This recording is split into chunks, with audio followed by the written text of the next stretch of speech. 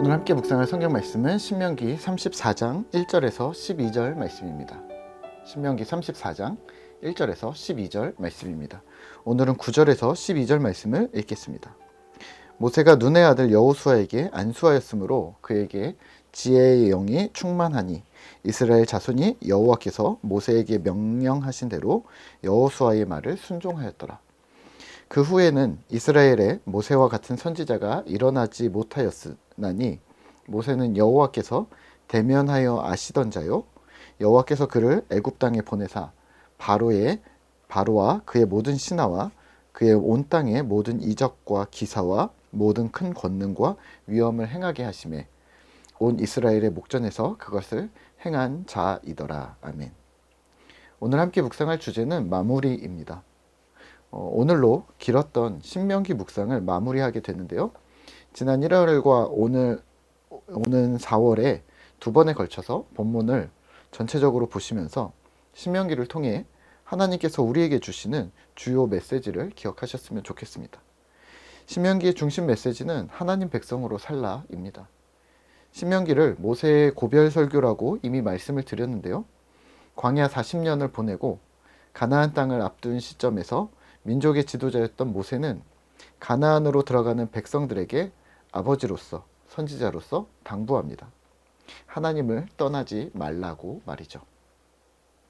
본문 신명기 33장과 34장은 모세의 신명기를 저술한 축복과 함께 이후 후대의 사람들이 모세에 대한 평가를 어느 정도 첨가한 부분이 있음을 염두에 두시면서 묵상하시면 좋을 듯합니다. 특히 34장은요. 모세의 죽음에 대해서 다루고 있습니다. 모세는 율법책의 말씀을 쓰고 또 그들에게 모세의 노래를 가르치고 또 그들을 향해 축복을 한 다음에 느보산에 오르게 되는 것이죠. 그리고 모세는 모압 땅에서 죽었습니다. 그리고 후대 사람들이 알 수 없는 알려지지 않은 어느 곳에 묻혔다고 합니다. 모세는 이러했습니다. 7절입니다. 모세가 죽을 때 나이 120세였으나 그의 눈이 흐리지 아니하였고 기력이 쇠하지 아니하였더라. 모세의 인생이 종료되는 시점에 모세는 오늘말로 하면 정정했습니다. 120세였으나 눈이 흐리지 않았고 기력이 쇠하지 않았습니다.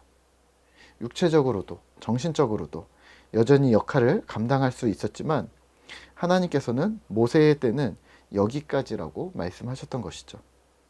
평생을 수고한 모세는 가나안 땅 앞에서 인생을 마무리했습니다.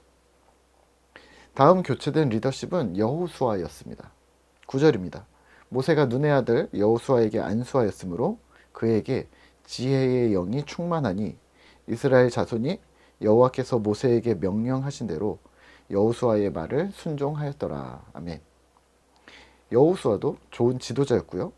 또 그에게 주신 하나님의 지혜가 충만했습니다. 이스라엘 백성들은 여호수아를 지도자로 인정하고 순종하고 따랐습니다. 오늘 말씀을 묵상하며 우리는 무엇을 기억해야 할까요? 마무리입니다. 모세는 인생을 마무리했을 뿐만 아니라 그 이전에 사역을 마무리했습니다.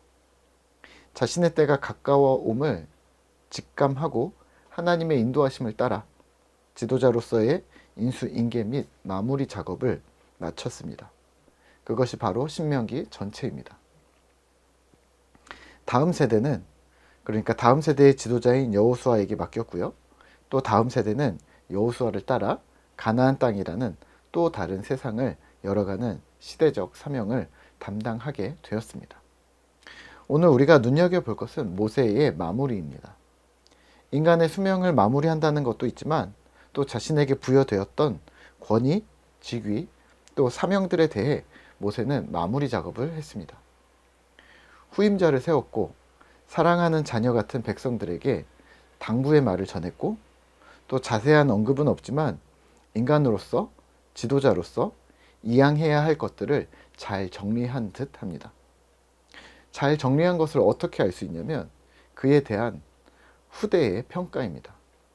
모세가 어디에 묻혔는지 구체적으로 어느 장소에서 죽었는지 알 수 없는 그런 시대까지 시간이 흘러간 먼 후대에도 모세는 좋은 지도자였습니다. 10절에서 12절입니다.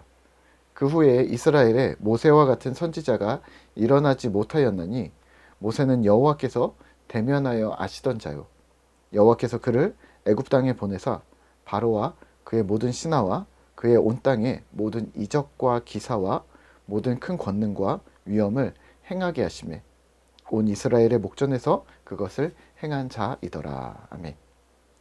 모세와 같은 선지자는 유일무이하였다. 또 여호와를 대면하던 유일한 인간이었다. 인간에게 그런 영광스러운 크고 두려운 일을 행했던 유일한 선지자였다라고 후대는 평가합니다.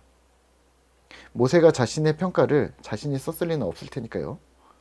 어떻게 이런 평가를 후대의 사람들이 하게 되었던 걸까요? 그리고 또 그렇다면 오늘을 살아가는 나는 나의 이후의 사람들에 의해 어떤 평가를 받게 될까요? 사실 오늘 모세의 인생의 마지막을 눈여겨볼 때 이 시대에는 마무리가 아름답지 못한 사람들의 수많은 사례들을 우리가 비교하게 됩니다. 정치인이든 기업인이든 또 가까이에서는 목사님, 장로님, 권사님 같은 가까운 사람들의 인생의 마지막에 대해서도 듣습니다. 인생을 마무리한 사람도 있지만 자신이 누렸던 지위, 또 권력 또는 부와 명성에 대해서도 마찬가지입니다. 결국 이들에 대한 평가는 전성기를 지나 마무리 단계에 있을 때 정확하게 평가됩니다. 전성기는 평가의 대상이 아닌 거죠. 드라마에서 많이 등장하는데요. 회사 사장님이 경영권을 승계할 때 첫째 아들이냐 둘째 아들이냐 하다가 싸움이 일어납니다. 또 얼마 전에도 투표를 했지만 정치인이 누가 대표 자리를 하느냐 때문에 매번 분란이 생깁니다. 이런 일반 사회뿐일까요? 교회 내에서도 직함이 있는 자리, 부장이 된다거나 대장이 된다거나 또 직분을 얻는다거나 하는 것 때문에 상처를 주고 받고 하는 일이 비일비재합니다. 또 목사님들이 은퇴를 준비하는 과정에서도 쓰나미급의 어려움을 당할 때도 있습니다. 모두 마무리가 은혜롭지 못하기 때문입니다. 이 마무리를 어떻게 하면 잘할 수 있을까요? 아니, 적어도 신자라면 이 마무리 단계를 어떻게 해야 하는 걸까요? 답은 모두가 잘 알고 있습니다. 욕심을 버리는 겁니다. 근데 이게 안 되는 거죠. 욕심을 버리는 것? 욕심은 어떻게 버릴 수 있을까요? 내 것이 아님을 스스로 고백하는 겁니다.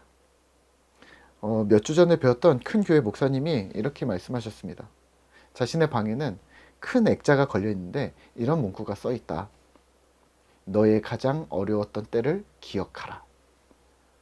자신의 가장 어렵고 비참했던 때, 보잘것없고 나약했던 때를 기억하면서 오늘을 살아가라는 의미인데요. 네, 맞습니다. 그렇다면 오늘 무언가 성취한 것이 눈앞에 보이는 이권이나 유익이 내 것이 아니라 하나님의 것임을 기억해야 한다는 것이죠. 신명기 33장에서는 특이한 단어가 등장하는데요. 여수룬입니다. 다른 성경에서는 이스라엘아라고 표현하고 있는데요. 이게 모세의 표현이라면 모세는 이스라엘을 내 것이라고 생각하지 않았던 것이 분명합니다. 이스라엘은 하나님의 것입니다. 하나님의 것이기 때문에 모세는 사랑하는 자녀와 같은 이스라엘 백성을 놓고 평안히 주님께로 돌아갈 수 있었던 것이죠. 오늘 우리는요. 네, 마찬가지입니다. 내가 어떤 수고를 했고 어떤 성과를 이루었더라 하더라도 내 것이 없음을 기억하시죠. 모두 하나님 것입니다. 내가 수고해서 회사를 이만큼 키웠고 또 교회를 이렇게 붐업 시켰고 기울었던 가세를 일으켰다 하더라도 공은 인정될지언정 내 것은 없다는 것을 기억하시죠.